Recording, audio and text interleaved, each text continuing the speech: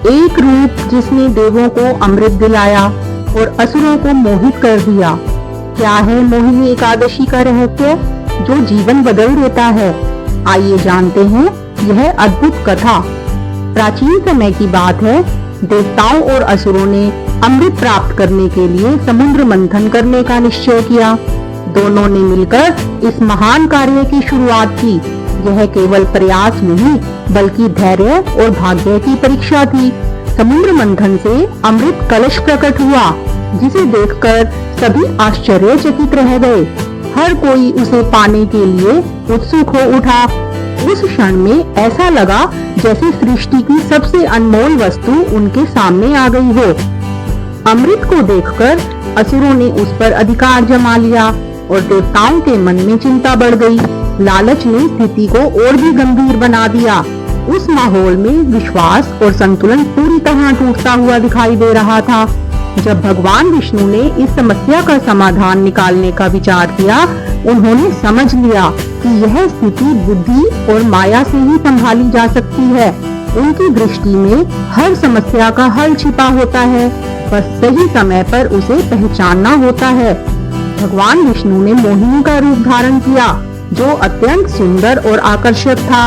उनका यह रूप हर किसी को अपनी ओर आकर्षित कर रहा था। यह केवल सौंदर्य नहीं बल्कि एक दिव्य योजना का हिस्सा था। मोहिनी को देखकर असुर पूरी तरह मोहित हो गए और अपने लक्ष्य को भूल बैठे। उनका ध्यान केवल उस दिव्य रूप पर ही टिक गया। उस मोह ने उनकी बुद्धि और निर्णय लेने की क्षमता भी खो दी। मोहिनी ने चतुराई से देवताओं को अमृत पिला दिया, जबकि असुर कुछ समझ ही नहीं पाए। यह बुद्धि और धैर्य की सच्ची जीत थी। इस क्षण ने यह साबित कर दिया कि सही रणनीति ही असली शक्ति होती है। एक राहुल नामक असुर ने देवता का रूप धारण कर अमृत पीने का प्रयास किया, लेकिन उसका यह छल ज्यादा देर तक छिप नहीं सका।